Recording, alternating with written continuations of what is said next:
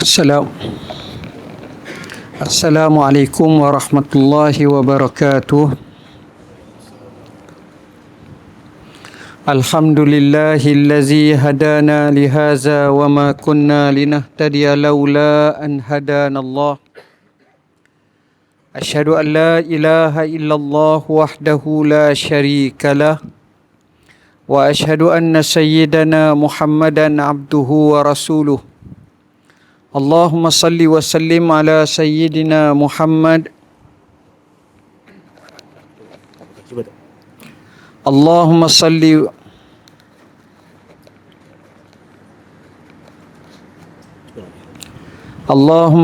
wa sallim ala sayyidina Muhammad wa ala alihi wa sahbihi wa barik wa sallim, amma ba'. Yang saya kasihi pengurusi majlis, yang amat saya hormati orang besar di sini, Datuk Tengku Muhammad bin Tengku Harun. Seterusnya yang saya kasihi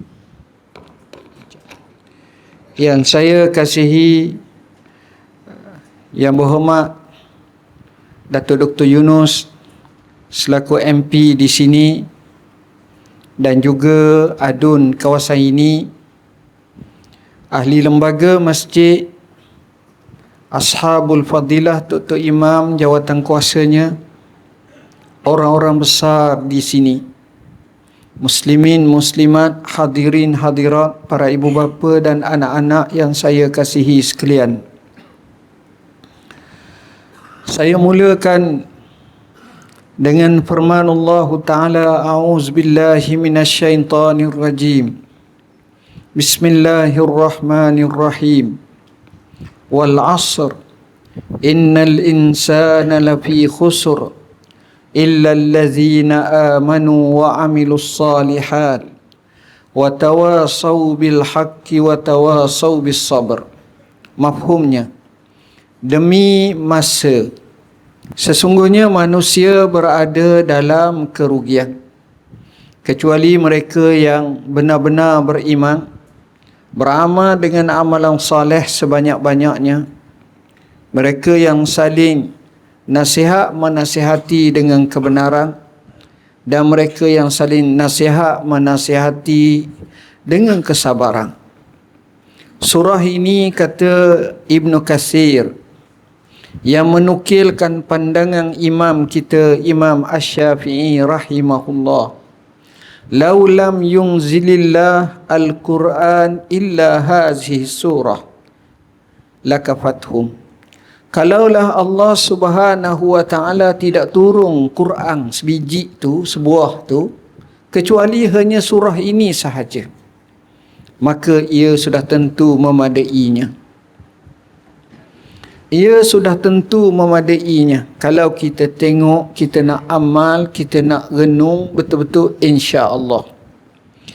Tuan-tuan dan puan-puan, datuk-datuk yang saya amat hormati sekalian, dalam perjalanan kehidupan kita ini, bab kata Al-Hasanul Basri, innama anta ayyam fa iza zahaba ba'du yaumika zahaba ba'duka.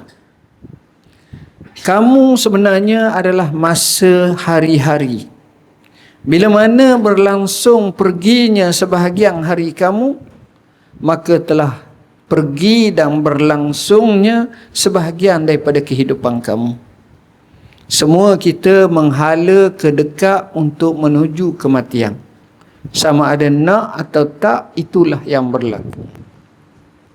Jadi sebagaimana yang kita tahu, alhamdulillah, summa alhamdulillah, kita telah melangkah pada 2024. Mengimbas 2023 yang lalu, ada beberapa nuktah yang kita boleh tengok.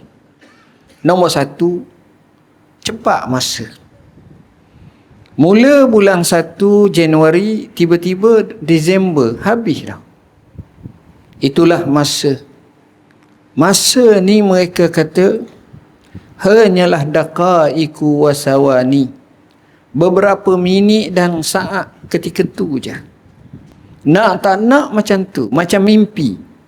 Itu perkara pertama. Kedua, berdasarkan pengamatan kita dalam muhasabah kita, kita dapati ada yang meninggal dunia, ada yang sakit, ada yang uzur dalam tempohan yang amat sekejap. Tahun lepas berapa ramai kawan kita yang kita kenal, yang kita tahu sudah menemui Tuhannya. Maka di sini kita kena ingat, kalau mereka berlaku, kita pun tak jauh. Dan ini yang tak dapat tidak. Saya bertemu dengan ramai sahabat-sahabat daripada Palestin. Semalam pun sama. Ada satu kisah mereka cerita, tawanan-tawanan Israel ni, bila dia kena tawang, dia kata, kamu buat macam ni, seolah-olah kamu nak menjebakkan kami ni mati. Lebih kuranglah bahasa. Jawab orang Islam, kamu tahu tak, kami mengirakan bahawa kami akan mati lebih dulu daripada kamu. Terkejut mereka. Kami mengirakan bahawa kami boleh jadi mati jauh lebih dulu daripada kamu. Kerana itulah Imam Syafi'i rahimahullah berkata, kam min sakimin ashahina minad dahri, wa kam min sahihin mata duna illatin, wa kam min fata asbaha dhahika wa qad nusijat akfanuhu wa huwa la yadri. Berapa ramai orang yang dia ini sakit tapi tak mati-mati, lama dah. Berapa ramai orang yang sihat tiba-tiba mati tanpa mengetahui sakitnya, mengejut mati. Berapa ramai anak muda ketawa berdekah-dekah ketika itu kain kafannya sedang dijahit. Ini menunjukkan kepada kita bahawa kita mesti kena buat persediaan. Cuma kita asyik, kita terlalai, kita terleka kerana kehidupan kita penuh dengan agenda-agenda. Persoalannya tuan-tuan, apakah kita biarkan kelekaan itu berlaku atau kita mesti merancang? Kerana orang yang hebat, dia sentiasa merancang dan memprogramkan waktunya, dan bukan dia dirancang atau diprogramkan. Kerana kita, bila kita dapat boleh buat macam ini, barulah kita akan menuju kepada sebuah kejayaan. Justru pada malam ni kita nak bincang bagaimana sepatutnya kita punya sasaran, kita punya hadaf, kita punya objektif dalam kehidupan kita. Saya mohon maaf tidak akan mengembangkan kepada sudut dunia, sudut pekerjaan, kerana saya yakin dan saya amat percaya tuan-tuan sekalian jauh lebih faham daripada saya. Tapi kita nak tengok dari sudut bagaimana Islam mengajar kita berkenaan dengan kehidupan ini. Pertama sekali, apabila kita melihat kehidupan kita, kita kena benarkan dan betulkan bahawa kehidupan kita bukan hanya di dunia. Poin ini kita kena ingat. Laba di dunia tidak semestinya kita laba di akhirat. Untung di dunia tidak semestinya kita juga membawa keuntungan di akhirat. Jadi poin yang kita nak nyatakan di sini bahawa bila kita faham hidup di dunia ini sifatnya sementara, maka dia hendak dilihat untuk selepas daripada itu. Tuan-tuan fikir, kalau kita temu anak muda, kita temu anak remaja, apa yang kita akan lontarkan nasihat. Kita akan kata, mak, belajar sungguh, kau jadi orang, kau buat dengan betul-betul, mudah-mudahan kau dapat masuk universiti, dapat sambung, dapat jadi orang yang cerdik, kemudian dapat faham ilmu dan seumpamanya, insya-Allah anda mudah dapat kerja hak besar-besar, gaji pun besar, hidup pun senang, boleh cari isteri yang baik, yang hebat, daripada keturunan yang baik. Kita akan cakap macam tu, sebab kita nampak itulah bahasa yang kita akan guna. Tapi tuan-tuan tahu macam mana Nabi dia punya nasihat. Hadis Abdullah ibn Umar, hadis yang sahih. Abdullah bin Umar ni dengan Nabi, Nabi tua, dia ni budak lagi. 13, 14, 15 tahun begitu. Perang Badar dia tak layak nak pergi perang sebab kecil. Perang Uhud tak layak. Perang Ahzab baru masuk. Maknanya Nabi tua, dia remaja. Kata Abdullah ibn Umar, satu hari Nabi pegang bahuku. Bila pegang bahu ni, maknanya kedekatan. Maknanya high touch. Kita mementingkan high tech. Kadang-kadang kita nak pegang bahu anak kita pun dia tak mahu. Dia nak pegang handset, iPad, iPhone, dia nak macam tu. Nabi pegang kedua bahu dengan tangannya yang mulia. Maknanya jarak tu jarak dekat. Nabi tengok mata dua-dua, nampak keikhlasan dalam memberi nasihat. Sifat kebapaan, sifat keanakan itu dizahirkan. Dari segi kaedah pedagogi pengajaran, kesannya besar. Kemudian Nabi beri nasihat. Anak-anak ni tak perlu nasihat panjang, orang tua pun sama. Dia kena pendek je. Lagi pendek lagi baik. Kerana itulah bekalan yang akan diingati. Maka Nabi cakap sebaris. Nabi bersabda kepada Abdullah ibn Umar ibn Al-Khattab radhiyallahu anhuma, kun fid dunya ka'annaka gharib au abiru sabil. Jadilah kamu di dunia seperti orang asing atau orang musafir. Kenapa dia tak sebut jadilah kamu seperti orang mukim atau mustautin?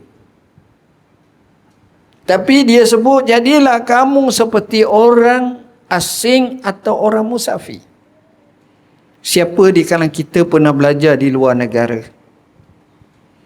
Bila kita pergi luar negara, walaupun tempat tu sedap, tempat tu okey, tempat tu kita seronok, tapi kita rasa ni bukan tempat aku, mesti aku kena patah balik ke negeri aku. Kawan saya 2 orang belajar Mesir. Lebih kurang belajar sama dengan di Malaysia dulu. Belajar ni budak boleh tahan lah, cerdik juga. Tua dah lah, 50-an. Hak seorang tu lebih tua pada saya, hak seorang tu muda sikit pada saya. Duduk Mesir tuan-tuan kat 30 tahun.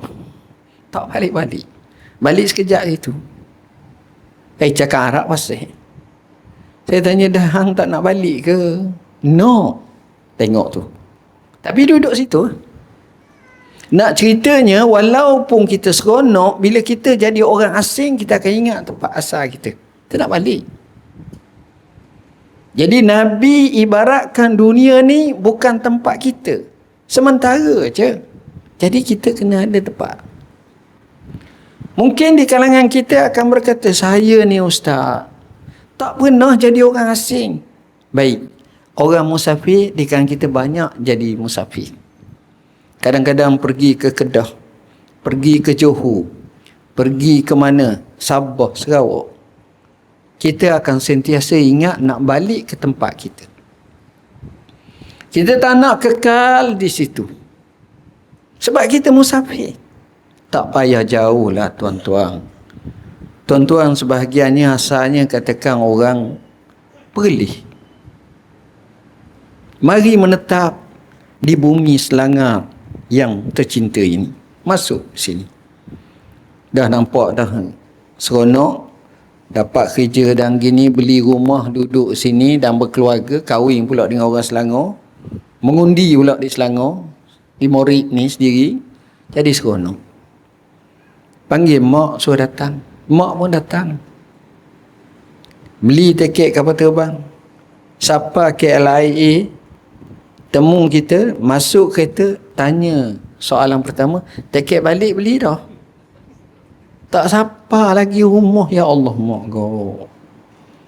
Kata kenapa mak sungguh sangat ingat ayah, ingat itik. Itu bahasa orang lama lah.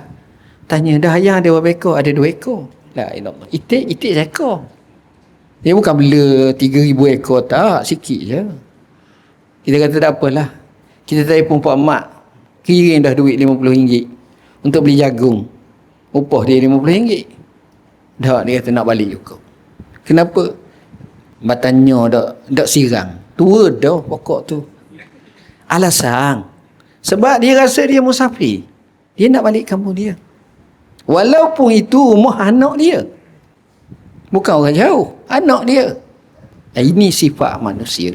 Maka tuan-tuan, Abdullah bin Umar dia tak macam kita.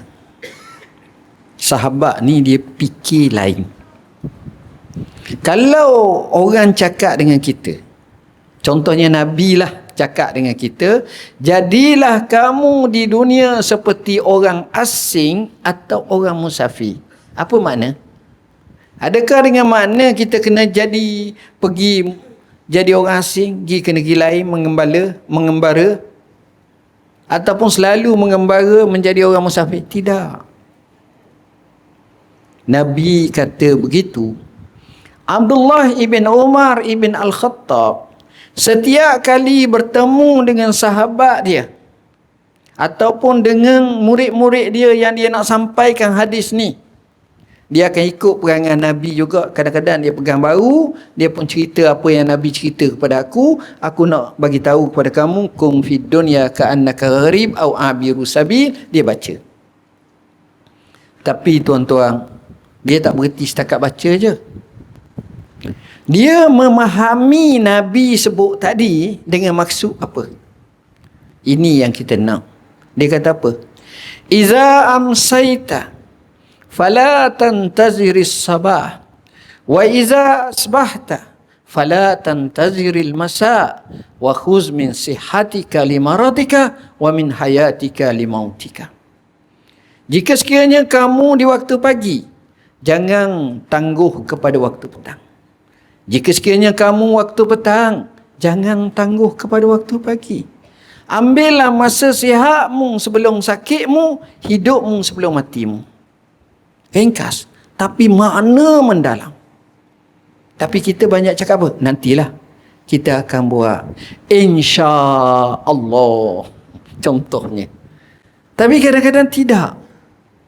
Kita tak tahu yang menjadi penghalang. Tapi waktu ni dia ada masa dia. Kita habis hari ni jatuh pada hari Khamis. Kita kata tak apa, minggu depan ada hari Khamis lagi. Minggu depan tarikh lain. Hari ni Khamis lain, minggu depan Khamis lain, minggu sekali Khamis lain. Walaupun nama Khamis. Sebab itu tuan-tuan, bila dengar macam itu, macam mana mereka berusaha bersungguh-sungguh. Mereka merancang. Sebelum saya datang, hari ini kami sedang buat berkenaan dengan Ashabul Kahfi. Ashabul Kahfi. Saya baru balik daripada Jordan, pergi ke Ashabul Kahfi. Buat dengan tukang hok jaga tu. Saya kata aku nak tanya mu jawab satu persatu kat aku. Ilmiah. Saya tanya satu, jawab. Saya jawab balik. Dia jawab gini. Kita buka tafsir semua. InsyaAllah tebal jugalah. Mungkin daripada Ahad ni saya akan completekan semua. Siapa dia, orang mana, semua sekali. Sebab satu benda mesti kena betul-betul.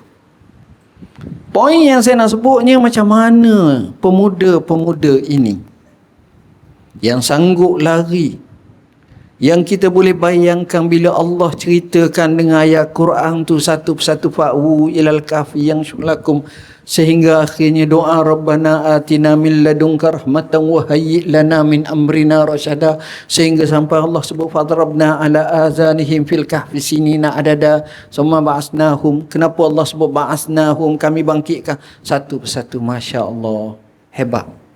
Kerana Allah sebut nahnu naqussu 'alaika naba'ahum bil haqq. Allah kata cerita ni cerita benar. Dan tukang cerita tu sifatnya sadaqallahul azim, Allah sendiri. Dia tak ada tukar tambah. Kalau orang lain, lain. Baik.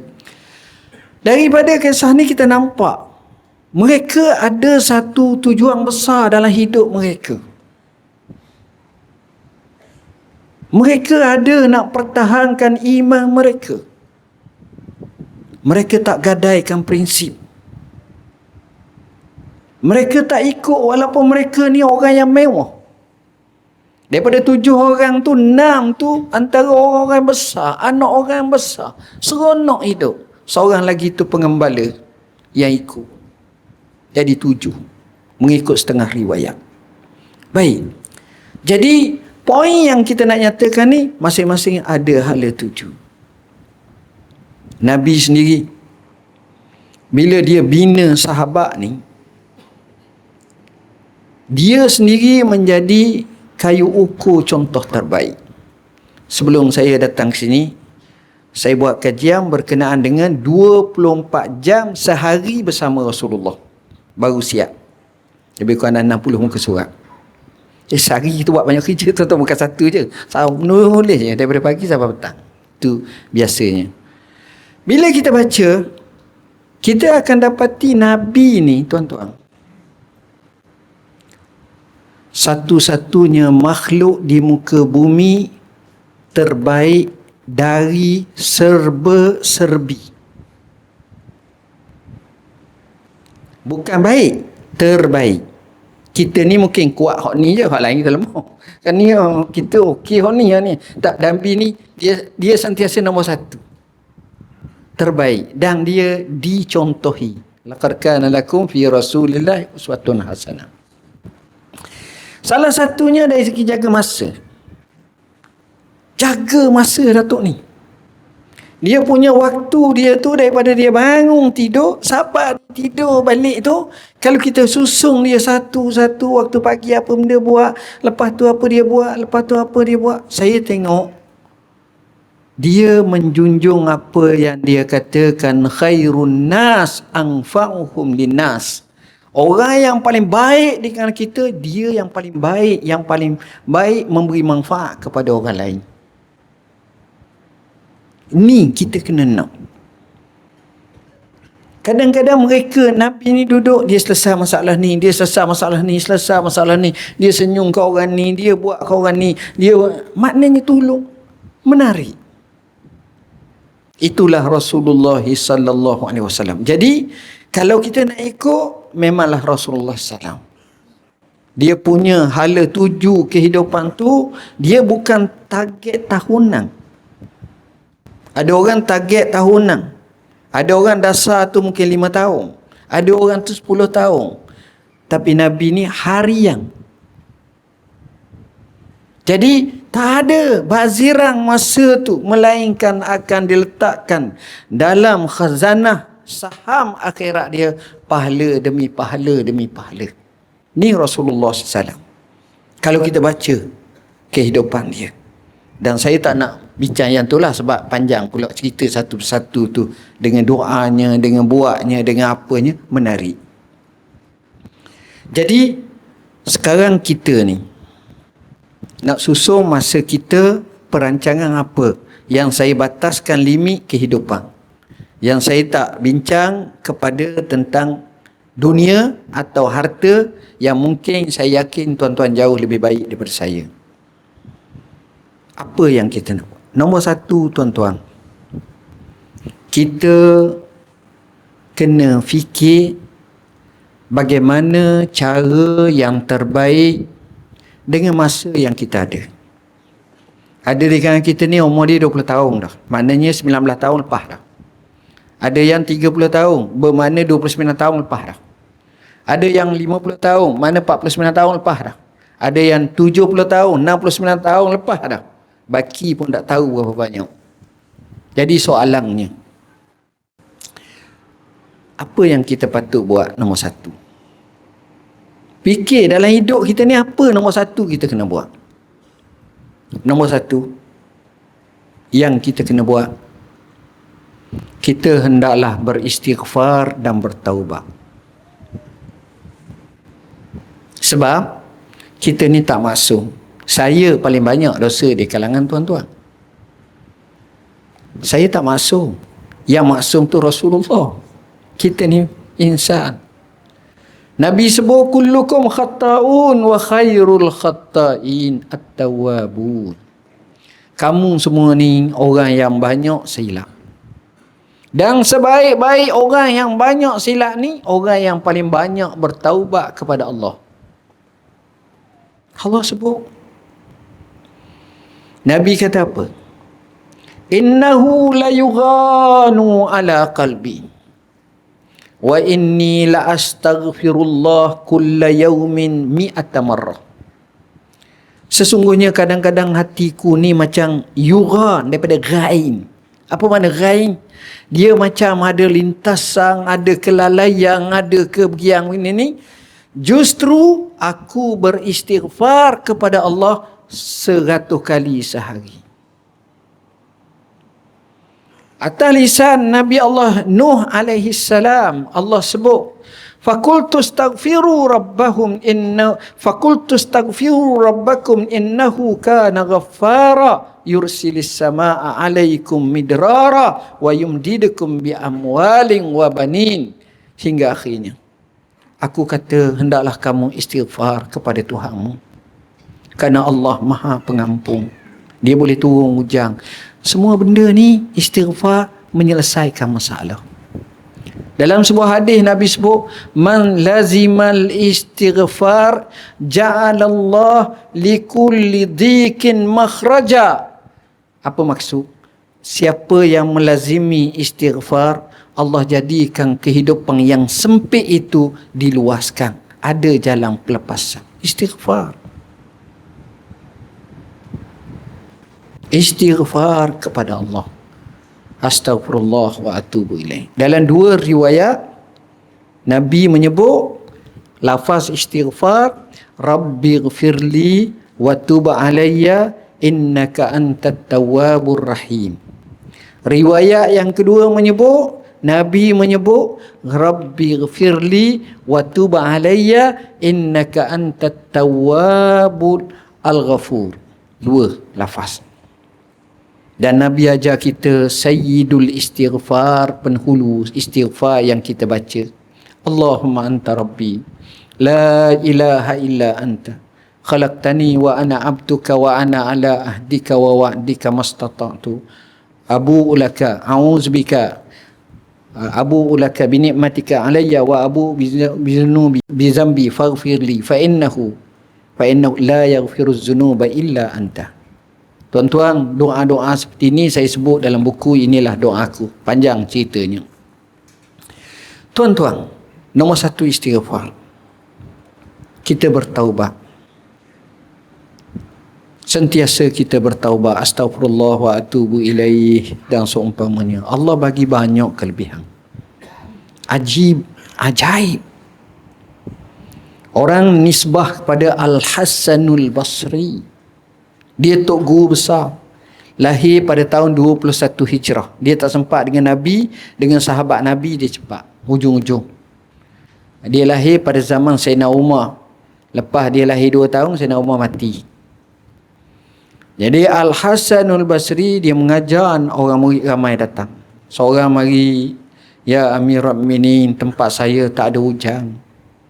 Dia kata istighfar pada Allah.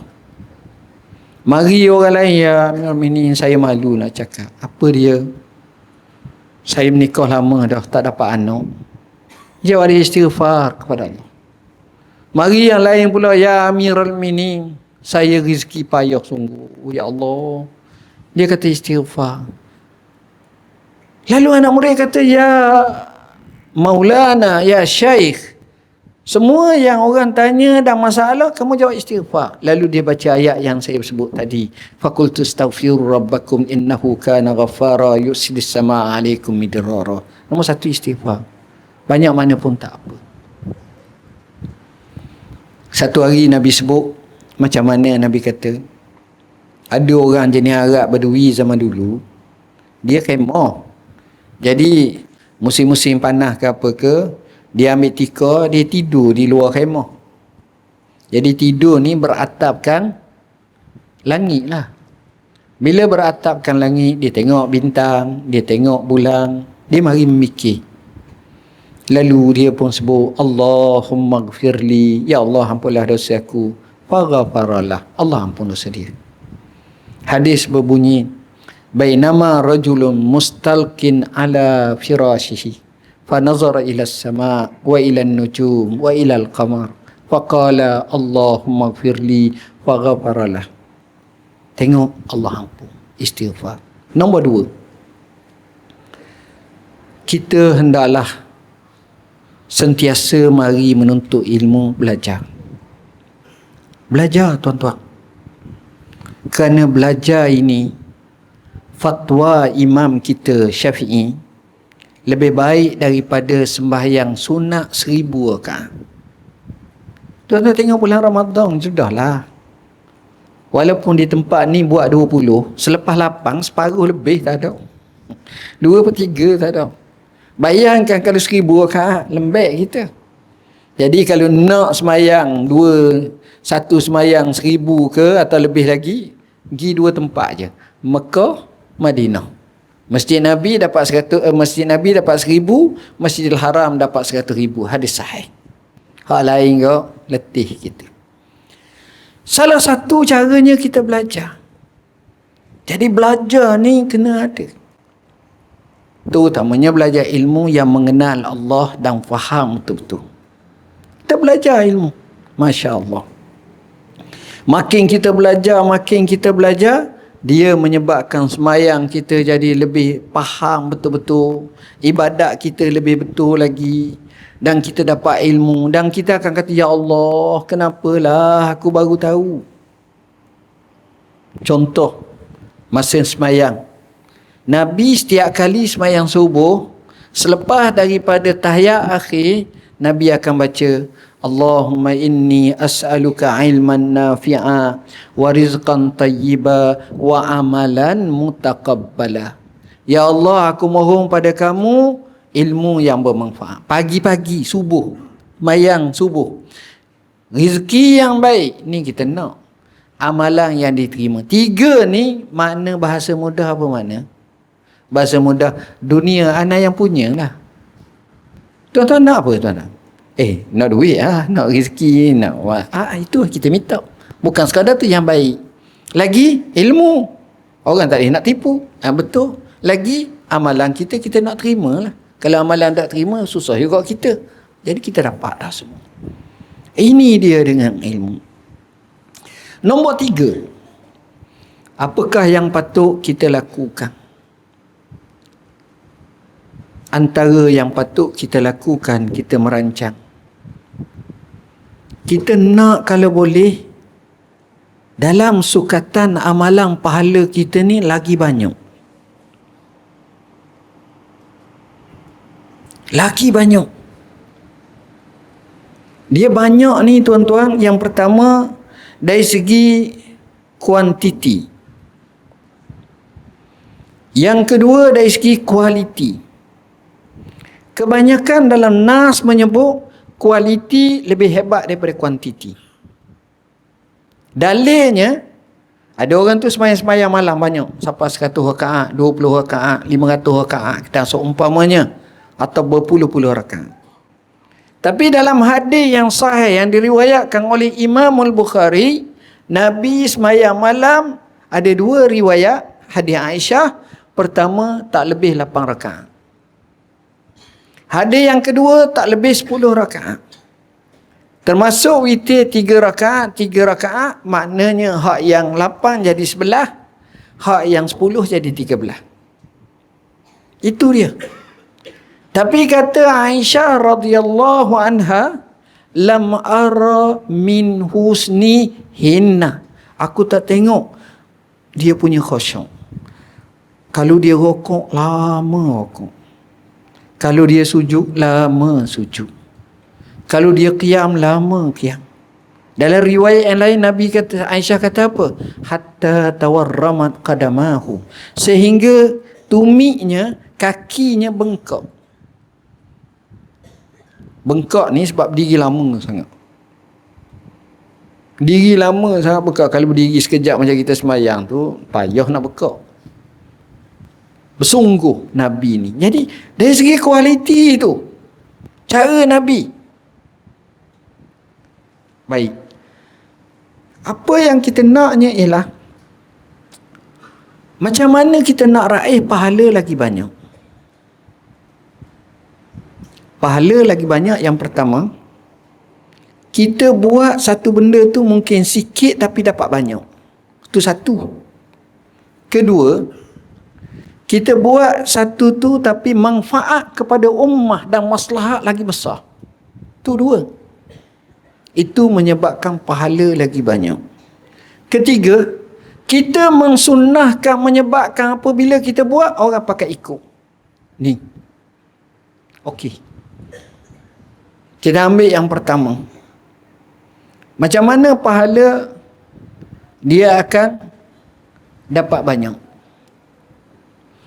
Dia dapat banyak pahala ni apabila dia buat satu perkara tu,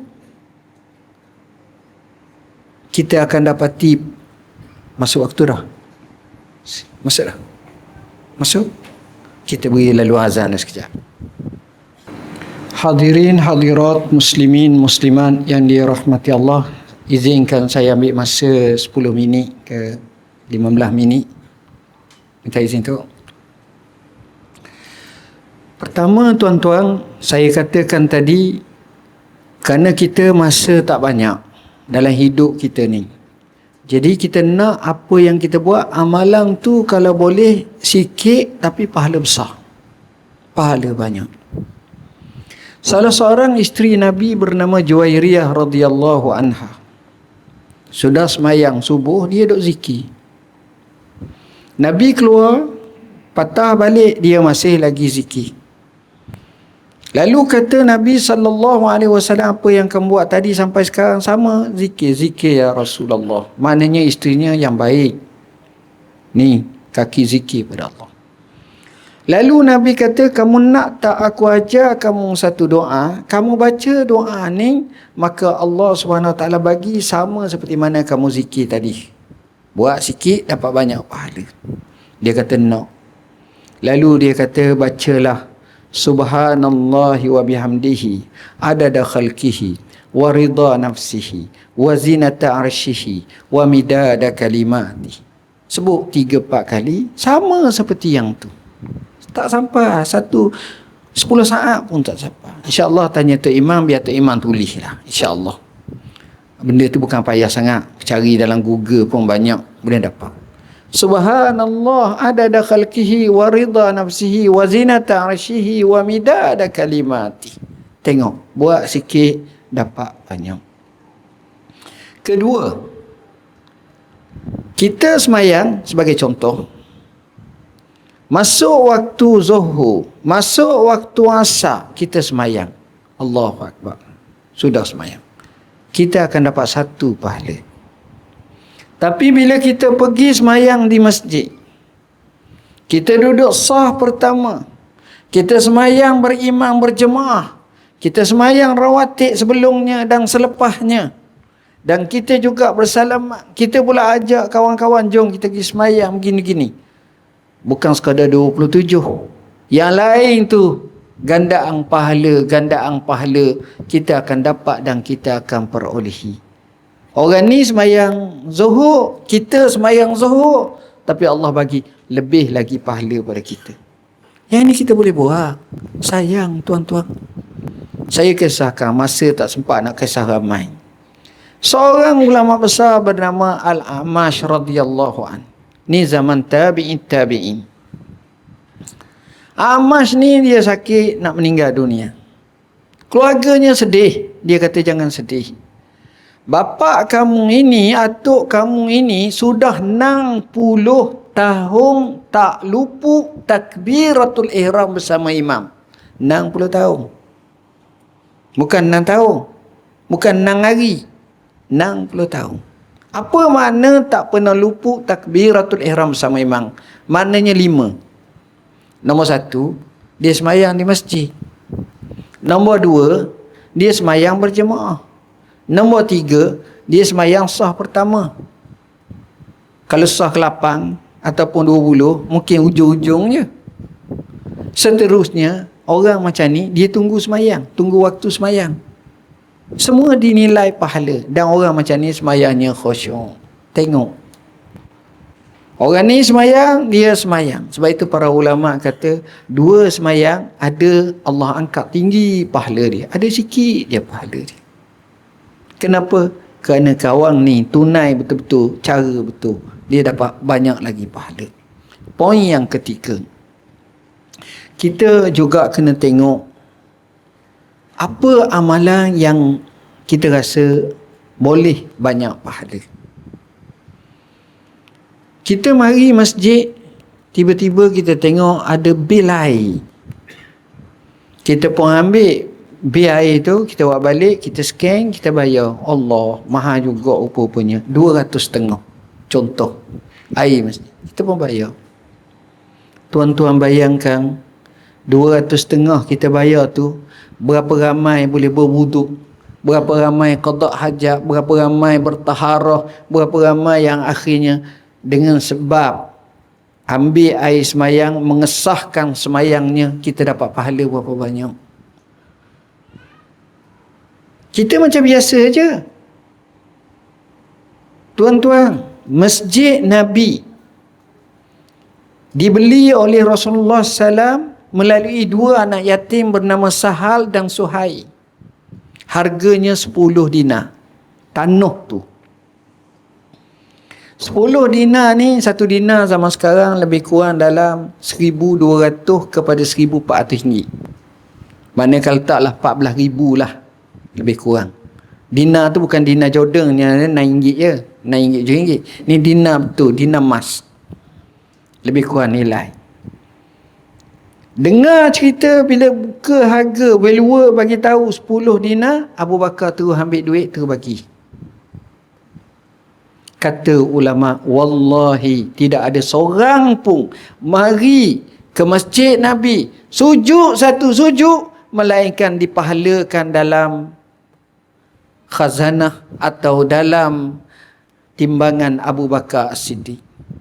Tengok. Mana satu waktu semayang je tuan-tuan. Kalau umur kita 90 tahun, duduk semayang ni dengan hak Abu Bakar buat. Pahala. Dia mati lama dah. Dia dapat pahala. Jadi tuan-tuan,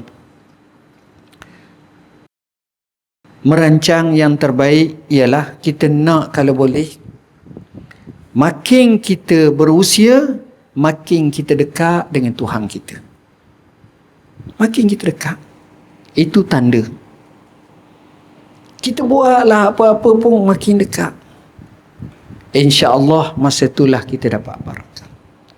Tuan-tuan, 4 hari lepas, tuan-tuan akan tengok dalam YouTube, dalam berita, ada seorang hamba Allah kena tembok di Jordan, di Gaza. Sudah kena tembak dia gini-gini, dekat dia nak meninggal dunia, lalu dia pun sujud, mati dalam sujud.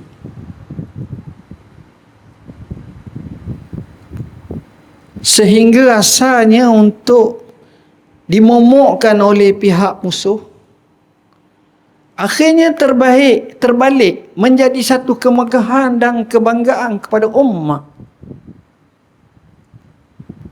Dia hafiz Quran. Dia orang imam.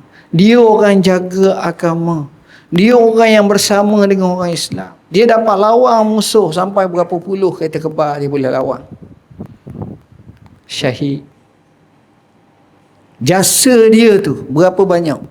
Mati dia tu husnul khatimah. Inilah yang kita nak tengok. Jadi tuan-tuan, oleh kerana itulah kita sentiasa doa pada Allah. Apa yang kita nak terbaik. Nombor satu, Rasulullah lah kita ikut. Makin kita kaji, makin kita tengok, makin kita baca, makin ni kita akan tengok. Yelah Rasulullah ni tak boleh lawan dah. Memang kita takkan lawan, nak suruh ikut pun tak mampu. Saya pergi Jordan, pergi ziarah seorang sahabat namanya Dirar ibn Azwar. Baca sejarah. Hari ni saya terjemah kisah hidup dia. Dia saudara kepada seorang perempuan mujahidah namanya Khawlah binti Azwar. Tempat dia meninggal tu di Jordan, nama kampung tu kampung Dirar ibn Azwar. Dia punya perang, tuan-tuan, Allah bagi dia ni orang yang kaya. Dan Nabi sayang kat dia.